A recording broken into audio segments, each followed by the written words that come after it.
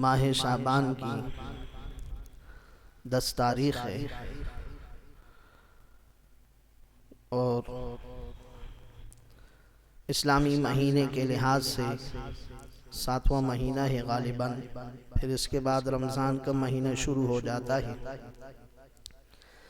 रिवायत के मुताबिक रसूलुल्लाह सल्लल्लाहु अलैहि वसल्लम की बताई हुई दुआ अल्लाहुम्मा बारिक लना फी शाबान व बल्लिगना रमज़ान, कि अल्लाह हमें इस शाबान के तमाम फ़ज़ाइल और बरक़ात नसीब फरमा और हमें सेहत और आफ़ियत वाली ज़िंदगी के साथ रमज़ानुल मुबारक के महीने के रोज़े रखने की तौफ़ीक अता फरमा।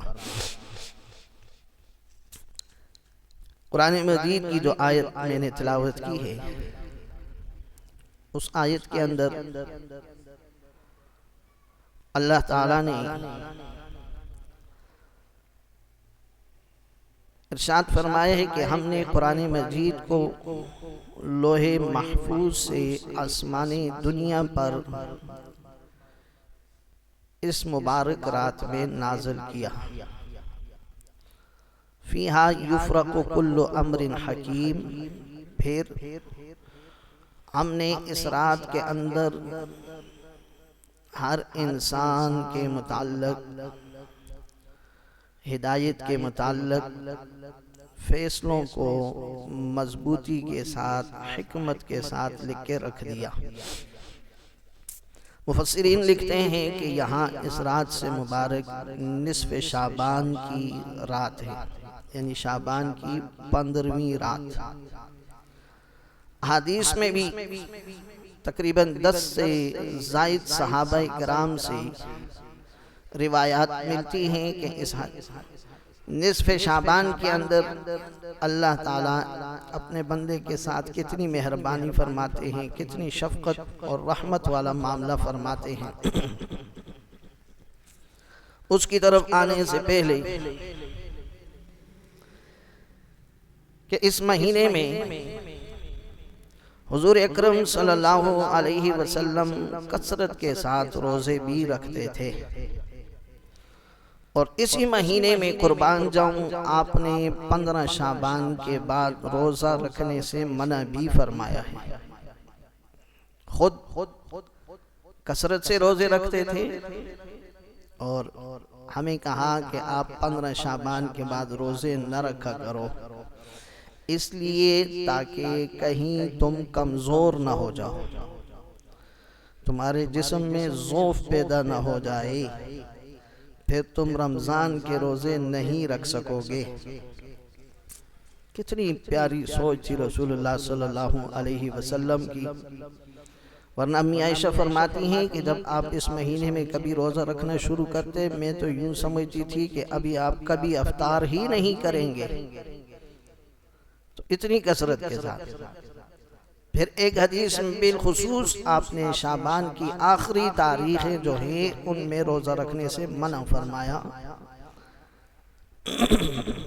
ताकि रमज़ान और शाबान के दरमियान फसल हो जाए, पता चल जाए कि शाबान ख़त्म हो गया है, रमज़ान शुरू हो गया है। बहरहाल दीन का आधा हिस्सा हमें, आधा हिस्सा अम्मा आयशा सिद्दीक़ा तय्यबा ताहिरा से मिला है। दीन के घरेलू मामलात और घर के बाहर जितने मामलात होते थे वो तो हमें सहाबाए कराम से मिलते हैं, लेकिन जो दीन पर अमल और जो मामूलात आप घर में करते थे या रात को करते थे, वो सारे का सारा हिस्सा हमें इन्हीं अज़वाज मुतहरात और फिर बिलखुसूस अम्मा आयशा से मिलता है। एक हदीस ज़हन में आ गई कि रसूलुल्लाह सल्लल्लाहु अलैहि वसल्लम के साथ आपकी कितनी दिलजोई होती थी, कितनी आप आपस में प्यार मोहब्बत करते थे। अम्मा आयशा फरमाती हैं कि एक दफा मैं बैठी हुई रुई का धागा काट रही थी या सूत काट रही थी, हदीस के अल्फाज हैं। और मेरे सामने महबूब कायनात कमली वाला रहमतुल लिल आलमीन बैठा हुआ अपनी जूती को सी रहा था। अल्लाह अकबर। ये कहने में आसान है। रहमतुल लिल आलमीन, तमाम जहान अल्लाह रब्बुल आलमीन है और हुजूर हमारे रहमतुल लिल आलमीन है। जहाँ जहाँ मेरे रब की खुदाई है वहाँ वहाँ मेरे मुस्तफ़ा की मुस्तफ़ाई है। सारी दुनिया ने जोर लगाया। आज जदीद टेक्नोलॉजी का दौर है ना, चांद तक लोग पहुंच चुके हैं, समंदर की तहों तक लोग पहुंच चुके हैं। कुरान मजीद की आयत भी है, या माशरल जिन्नि वल इंस इन इस्तताअतुम अन तनफुजू मिन अक़तारिस समावाति वल अर्ज़ ला तनफुजू इल्ला बिसुल्तान। सूरह रहमान की आयत है। अल्लाह फरमाते हैं, ए जिन्नो इंस, तुम अपनी इस्तिताअत लगाओ, ताकत लगाओ, कुव्वत लगाओ जितनी भी है, लेकिन तुम जमीन आसमान के किनारों को सर नहीं कर सकते। जमीन आसमान के किनारों तक नहीं पहुंच सकते। अगर पहुंच भी जाओ इससे बाहर नहीं निकल सकते। वहीं पर पूरे आलम में एक शख्सियत ऐसी गुजरी है जिसको रहमतुल लिल आलमीन कहते हैं, कि जिसने जमीन और आसमान के किनारों को क्रॉस करके सिदरतुल मुंतहा को भी क्रॉस किया और फिर अल्लाह के साथ मुलाकात की। सीरत निगारों ने लिखा है कि दुनिया सारी की सारी दुनिया, सातों आसमान, सिदरतुल मुंतहा, जन्नत भी, जहन्नम भी, 1,24,000 अंबिया भी, सारे नीचे थे। मेरे पैगंबर का कदम उससे भी ऊपर था, उससे भी ऊपर था। फरमाया आप अपनी जूती को सी रहे थे तो मैंने देखा आपकी पेशानी की तरफ, आपकी पेशानी से पसीना टपक रहा था और उस पसीने की कतरों के अंदर इतनी रोशनी थी, इतनी मुनव्वर, इतना नूर था उसमें कि मैं देखती देखती मदहोश हो गई। रसूलुल्लाह सल्लल्लाहु अलैहि वसल्लम ने मेरी तरफ आंख उठाई और मुझे कहा, आयशा किस मदहोशी में गुम हो चुकी हो? मैंने कहा, अल्लाह के रसूल, जिस हालत में मैं आपको देख रही हूँ, आपकी पेशानी मुबारक से पसीने के कतरे टपक रहे हैं और उसमें से जो चमक और जो नूर मुझे नजर आ रहा है, अगर ये हमारा अरब का मशहूर शायर अबू कबीर हज़ली देख ले तो जो शेर उसने अपने ममदूह के लिए, अपने महबूब के लिए कहा है, यकीनन अपने महबूब को भूल जाए। उस शेर का मिस्दाक तो आप बनते हैं। रसूलुल्लाह ने कहा, अबू कबीर ने क्या शेर कहा है? कहा उसने अपने महबूब को 14वीं के रात के चांदनी के साथ तशबीह दी है कि मेरा महबूब 14वीं के रात की चांद की तरह चमक रहा है, लेकिन अल्लाह के महबूब मैं देख रही हूँ। उसने तो अपने महबूब के चेहरे को तशबीह दी है, लेकिन आपके पसीना अतहर के जो कतरे गिर रहे हैं, इन कतरों की रोशनी में चांद की रोशनी से ज्यादा देख रही हूँ, इसका नूर में उससे ज्यादा देख रही हूँ। रसूलुल्लाह सल्लल्लाहु अलैहि वसल्लम ने कहा, आयशा बहुत खुश लग रही हो, आज तुम खुश हो? आयशा ने कहा, हाँ अल्लाह के रसूल में देख के बहुत खुश हो रही हो। रसूलुल्लाह ने कहा, तुम जिंदगी में इतनी खुश नहीं हुई होगी जितना आज मैं तुम्हें देख के खुश हो रहा हूँ। अल्लाह अकबर। इतनी प्यार मोहब्बत थी अम्मा आयशा। अर्ज ये कर रहा था कि आधे से ज्यादा दीन हम तक उनसे पहुंचा है, आधे से ज्यादा। रसूलुल्लाह सल्लल्लाहु अलैहि वसल्लम ने इरशाद फरमाया, लोगों घरेलू मामलात में मैं अपने घर वालों के साथ सबसे ज्यादा अच्छी जिंदगी गुजारता हूँ, और तुम में भी सबसे बेहतरीन इंसान वो है जो अपने घर वालों के साथ अच्छी जिंदगी गुजारता हो, घर वालों के साथ। और वो सबसे अच्छी जिंदगी क्या है? अल्लाह ने खुद हमें बता दिया, या युहन्नास उ अनफुसकुम व अहलीकुम नारा। ये लोगों, अपने आप को भी जहन्नम की आग से बचाओ, अपने घर वालों को भी जहन्नम की आग से बचाओ।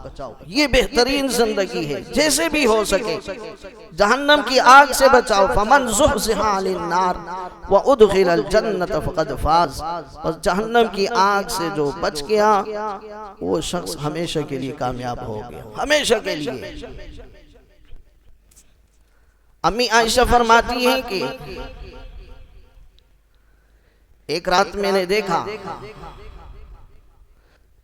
कि रात के वक्त रसूलुल्लाह सल्लल्लाहु अलैहि वसल्लम मेरे साथ बिस्तर पर लेट गए हैं। सोते सोते कुछ रात गुजरी, मेरी आंख खुली, मैंने देखा कि रसूलुल्लाह मेरे साथ बिस्तर पर नहीं है। मैं उठी और मेरे ज़हन में ये ख्याल आया कि कहीं रसूलुल्लाह सल्लल्लाहु अलैहि वसल्लम अपनी किसी और अहलिया के पास तशरीफ ले गए हैं। तो मैं उठ के बाहर निकली, मैं चलते चलते गई मैं जन्नतुल बकी में पहुंच गई। वहां जन्नतुल बकी में जब मैं पहुंची, मैंने वहां देखा रसूलुल्लाह सल्लल्लाहु अलैहि वसल्लम कब्रिस्तान में खड़े हैं, दुआ कर रहे हैं। पीछे मैं भी पहुंची। थोड़ी देर के बाद रसूलुल्लाह सल्लल्लाहु अलैहि वसल्लम ने कहा, आयशा। मैंने कहा, जी या रसूलल्लाह, आयशा ही हूँ। कहा, क्या आपने ये समझ लिया था कि अल्लाह का रसूल आपकी हक तलफी करेगा? कहा, अल्लाह के रसूल, मैंने यूं ख्याल किया कि कहीं आप किसी और अपनी ज़ौजा के पास चले गए हैं, इसलिए मैं तलाश में बाहर निकली। रसूलुल्लाह ने कहा, आयशा आपको पता है आज कौन सी रात है? आज निस्फ़े शाबान की रात है, आज 15 शाबान की रात है। और आज की रात मेरा अल्लाह,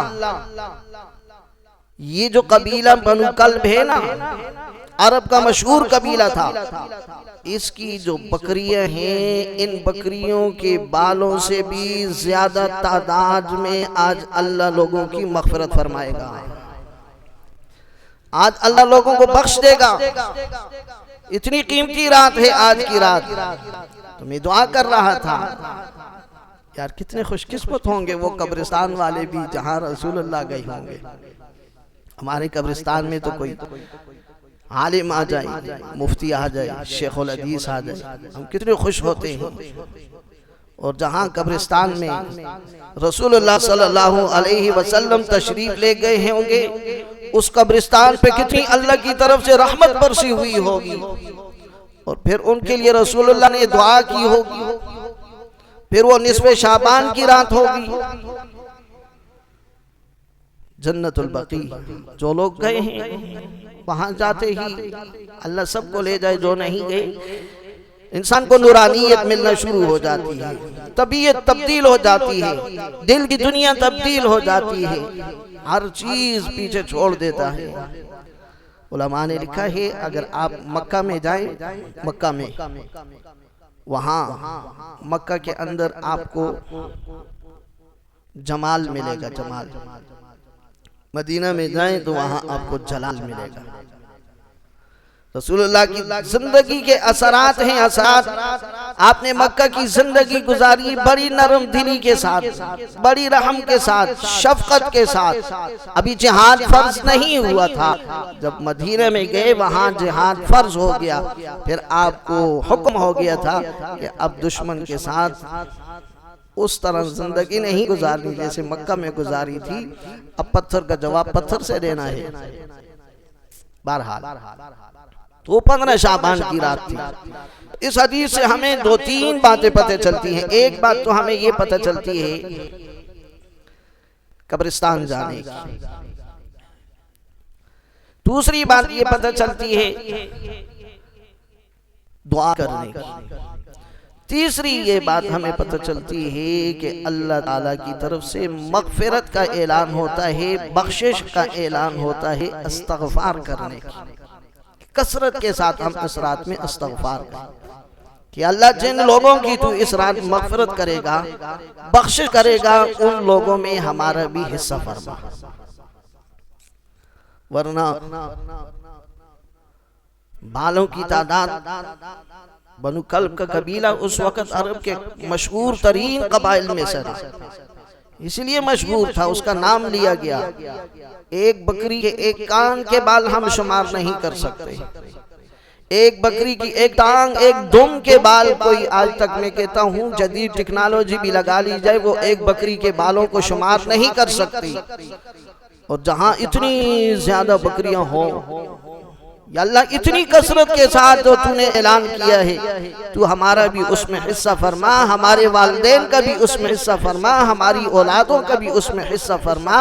हमें इस रात के इन फजाइल बरकत मग़फ़िरत बख्शिश से हमें महरूम न फरमा। और दूसरी हदीस में आपने ये भी इरशाद फरमाया, हज़रत अब्दुल्ला इब्न उमर रज़ी अल्लाह ताला अन्हु रिवायत करते हैं कि रसूलुल्लाह सल्लल्लाहु अलैहि वसल्लम ने इरशाद फरमाया, इजअलू फी बुयूतिकुम मिन सलातिकुम, लोगों अपने घरों को नमाज के साथ मुज़य्यन करो, अपने घरों को नमाज के साथ मुज़य्यन करो, नमाज का हिस्सा अपने घरों के लिए रखो। वला तत्तखिदूहा क़ुबूरा, अपने घरों को कब्रिस्तान न बनाओ, अपने घरों को कब्रिस्तान न बनाओ। दो बातें इससे पता चली कि नमाज का कुछ हिस्सा घरों में पढ़ना चाहिए और कब्रिस्तान को नमाज की जगह नहीं बनानी चाहिए। देखिए कब्रिस्तान में नमाज, जब इतनी बड़ी इबादत कब्रिस्तान में जायज नहीं है, तो वहां कब्र वाले के सामने जाके झुकना कहां से जायज हो सकता है। जब इतनी बड़ी फजीलत वाली इबादत कब्रिस्तान में अदा नहीं कर सकते, तो फिर जाके किसी कब्र की कदमों में अपनी पेशानी कैसे रख सकते हैं। कब्रिस्तान की अजमत अपनी जगह है, हमने कब्रिस्तान की अजमत आज तक नहीं पहचानी। आपको हदीस सुनाऊं, हैरान रह जाएंगे कि कब्रिस्तान कितनी मुहतरम जगह है और हमारा उसके साथ रवैया क्या है। हदीस में ये अल्फाज हैं, रसूलुल्लाह ने फरमाया जब कब्रिस्तान में जाओ नंगे पांव जाओ, तुम्हारे पांव जूतों के साथ कहीं गंदगी ना हो, वो कब्रिस्तान की पाक जमीन को पामाल न कर दे। हम तो जूतों के साथ कब्र में ही उतर जाते हैं, कब्रिस्तान के ऊपर फिरते हैं। अपने रिश्तेदार को, भाई को जब दफनाते हैं, दाएं बाएं की 100 कब्रों के तकद्दुस को हम पामाल कर देते हैं, उसका तो हम एहतराम नहीं करते। एहतराम है अब कब्रिस्तान का फिर इतना ज्यादा है। और फिर एक रिवायत में यूं भी इरशाद फरमाया, अगर तुम्हें दुनिया में रहने में अगर कोई रात तुम्हें गुजारनी पड़ जाए, आबादी में तुम्हें रात गुजारने के लिए जगह न मिलती हो, डर हो, खौफ हो, जाके कब्रिस्तान में सो जाओ, तुम्हें अल्लाह अमन वाली रात अता करेगा।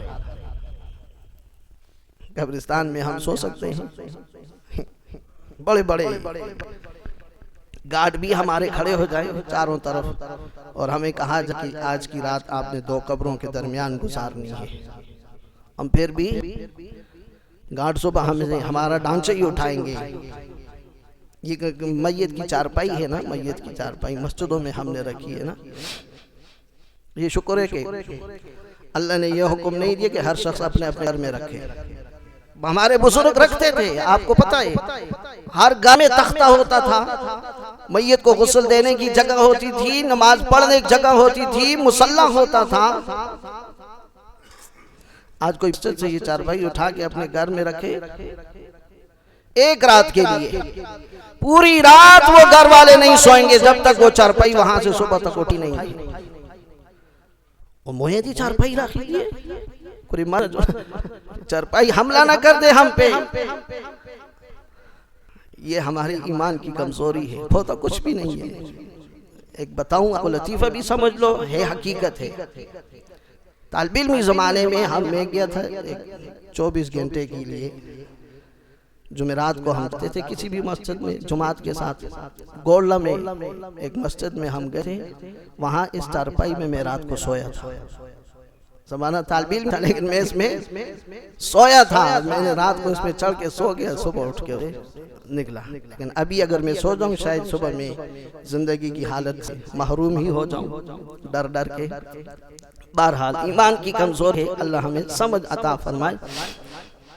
तो अब ये कर रहा था। दूसरी हदीस में रसूलुल्लाह सल्लल्लाहु अलैहि वसल्लम ने फरमाया, कब्रिस्तान को इबादतगाह न बनाओ और अपने घरों को कब्रिस्तान न बनाओ। फर्ज नमाज मस्जिद में पढ़ ली जाओ, नवाफिल घरों में पढ़ो, सुन्नतें घर में पढ़ो, रात की तहज्जुद की नमाज घरों में पढ़ो, तिलावत घरों में करो। देखो फज़ाइल बरक़ात भी नसीब होंगी, उस पे असरात भी होंगे, आने वाली नस्ल वो नेकबाज और सालेह भी होगी। सूरह बकरा के मुताल्लिक़ आता है, चलती चलती लो बात आ गई कि अपने घरों में सूरह बकरा की तिलावत किया करो। एक मुजर्रब अमल है, इससे खैर और बरकतें पैदा होती हैं। यहाँ तक कि अगर वहाँ किसी किस्म के जादू टूना के असरात हुए अल्लाह ताला ख़त्म फरमा देंगे। और यहाँ तक लिखा है कि अगर आप किसी बड़े से बड़े जादूगर के सामने बैठ के सूरह बकरा की तिलावत शुरू कर दे, अल्लाह ताला उसकी जुबान बंद कर देगा। और ये वही इसमें वो आयत हैं सूरह बकरा में जो अल्लाह ताला ने मेराज पे रसूलुल्लाह को अता की है बतौर तोहफे। इसमें है सूरह बकरा में खुसूसी आपने हदीस में इरशाद फरमाया कि अपने घरों को सूरह बकरा की तिलावत से मुज़य्यन करो, मुज़य्यन। तो लिहाजा कुछ हिस्सा अपने घर में भी नमाज का बिलखुसूस नवाफिल। फिर इस रत में एक बहुत बड़ी गलत और पता नहीं कहां से सुनी सुनाई बात, क़ज़ाए उम्री के नाम से नमाज पढ़ी जाती है। क़ज़ाए उम्री के नाम से 4 रकात पढ़ो, फलां फलां, पहली रकत में ये सूरत, दूसरी रकत में ये सूरत, तीसरी रकत में ये सूरत पढ़ो, तुम्हारी सारी जिंदगी में जो नमाजें क़ज़ा हुई हैं माफ हो जाएंगी। ऐसा किसी जगह भी नहीं है, न कुरान में मौजूद है न हदीस में मौजूद है। नमाज जिससे रह गई उसका एक ही हल है, उस नमाज की क़ज़ा करेगा तब उससे उसकी जान छूटे। सुन्नतों की नहीं, वाजिब वितर रह गई उसकी और फिर नमाज की क़ज़ा करेगा तब छूटेगी। अब बैतुल्लाह में जाओ, एक नमाज पढ़ो, 1 लाख नमाजों का सवाब है। मस्जिद नबवी में 50,000 नमाजों का सवाब है। मस्जिद अक़सा में 25,000 नमाजों का सवाब है। लेकिन मेरे पैगंबर ने कभी ये इरशाद नहीं फरमाया बैतुल्लाह में पढ़ने वाले को 1 लाख नमाजों की क़ज़ा अदा होगी। ये आपने नहीं इरशाद फरमाया, ये फरमाया है कि यहाँ इतनी नमाजों का सवाब जरूर मिलेगा। अगर होता तो यूं कह देते। दूसरी हदीस में हजरत अली रजी अल्लाह ताला अन्हु रिवायत करते हैं, फरमाते हैं कि रसूलुल्लाह सल्लल्लाहु अलैहि वसल्लम ने इस रात के मुताल्लिक इरशाद फरमाया कि लोगों, जब ये रात आती है मगरिब के वक़्त जो ही सूरज गुरूब होता है, अल्लाह ताला आसमाने दुनिया पे आके ऐलान करना शुरू कर देते हैं। सुबह सूरज तुल होने तक ऐलान होता है, हल मिन मुस्तगफिरिन, ओ लोगो है तुम में कोई अपनी गुनाहों की माफी मांगने वाला है, कोई तुम में मग़फ़िरत चाहने वाला है, कोई तुम में बख्शिश मांगने वाला, मैं उसके गुनाहों को माफ़ कर दूं, मैं उसकी खताओं को माफ़ कर दूं, मैं उसके जितने भी बुरे आमाल हैं मैं उसकी बख्शिश कर दूं। है कोई दूसरा ऐलान ये होता है, हज़रत रज़ी अल्लाह ताला अन्हु फरमाते हैं कि रसूलुल्लाह ने इरशाद फरमाया, अल्लाह ऐलान करते हैं, हल मिन मुस्तरज़िक़िन, है कोई तुम में रोजी के मामले में परेशान आदमी, है कोई बेरोजगार आदमी, है कोई फाका कश जिंदगी गुजारने वाला आदमी जिसकी रोजी तंग हो चुकी है, जिसके मामलात खराब हो चुके हैं, जिसकी जिंदगी तंग हो चुकी है कोई मुझसे मांगने वाला, मैं उसकी रोजी की तंगी को दूर फरमा दूं। तीसरा ऐलान ये होता है, अल्लाह की तरफ से ये ऐलान होता है, हे कोई तुम में बीमार आदमी जिसको दुनिया के डॉक्टरों ने इलाज कर दिया हो, जगह जगह जाके वो घूम फिर के आता हो, बहुत मालो दौलत उसने लगा लिया हो, लेकिन उसकी बीमारी ठीक नहीं होती, आज की रात मेरे सामने हाथ उठाए मुझसे कहे या अल्लाह तू मुझे माफ फरमा, या अल्लाह तू मेरी रिज़्क़ की तंगी दूर फरमा, या अल्लाह तू मेरी बीमारियों को खत्म फरमा, मैं अल्लाह उस बीमारी को खत्म फरमा दूंगा। ये मेरा अल्लाह खुद कहता है, मेरा अल्लाह खुद कह रहा है, आओ ना। फरमाया सुबह तक ये ऐलानात होते रहते हैं, लेकिन मैं और आप हैं कि हम सुबह तक अल्लाह के सामने पीठ फेर के सोए रहते हैं, या अल्लाह हमें आपकी ज़रूरत नहीं। ये कि अगर हम मुश्किल में फंस जाएंगे तो हम किसी बाबे के पास चले जाएंगे ना, कब्रिस्तान है ना, हाँ बाबे के मिसार है, वहां हम चले जाएंगे ना ना। एक हदीस में आता है, ओ गुनाहगार बंदे, अगर तू अपनी गुनाहों की मग़फ़िरत नहीं चाहता, हाँ मेरे सामने हाथ उठा यूं कह दे, अल्लाहुम्मा अस्तुरूबना फ़इन्नका सत्तारुल उयूब, ए अल्लाह मुझे गुनाहों की बख्शिश नहीं चाहिए, मैं बहुत गुनाहगार हूँ, खताकार मैं ये कहता हूँ, या अल्लाह मेरे गुनाहों पे पर्दा डाल दे। अल्लाह कहते मैं इसके गुनाहों पे भी पर्दा डाल दूंगा, मांगो सही इस रात मुझसे मैं अता करूंगा। एक दूसरी हदीस में आता है, रसूलुल्लाह सल्लल्लाहु अलैहि वसल्लम ने इरशाद फरमाया कि जहाँ बनु कल्ब की बकरियों की बालों की तादाद से ज्यादा लोगों की मदद होती है, और जहाँ पर अल्लाह की तरफ से ऐलानात होते हैं, एक ऐलान ये भी होता है, अल्लाह ताला इस रात में कुछ बच्चे ऐसे भी हैं जिनकी माफ़ी नहीं होती, उनकी बख्शिश नहीं होती, उन्हें माफ़ नहीं फरमाता। आपने फरमाया सबसे पहला वो शख्स है अश्शिर्कु बिल्लाह, मुशरिक आदमी की मग़फ़िरत नहीं फरमाते। इन्नल्लाह ला यग़फ़िरु अन युशरक बिही यग़फ़िरु मा दूना ज़ालिका लिमन यशा।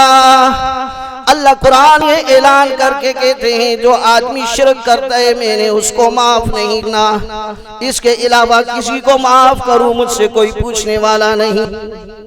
वयग़फ़िरु मा दूना ज़ालिक, मा दूना ज़ालिक, कातिल है उसको माफ कर सकता हूँ, ज़ानी को माफ कर सकता हूँ, माँ बाप के नाफरमान को माफ कर सकता हूँ। यहाँ तक मुफस्सिरीन ने लिखा है, अगर किसी आदमी ने अपनी माँ के साथ ज़ना किया है, गोया अल्लाह यहाँ ये कहना चाहता है मैं उसको माफ कर सकता हूँ, इस मुशरिक को माफ नहीं करूँगा।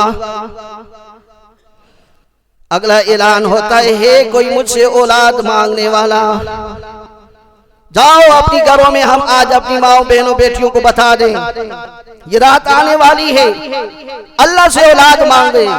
जिसकी औलाद नहीं है, या अल्लाह मेरी औलाद नहीं है, मुझे नेक औलाद अता फरमा।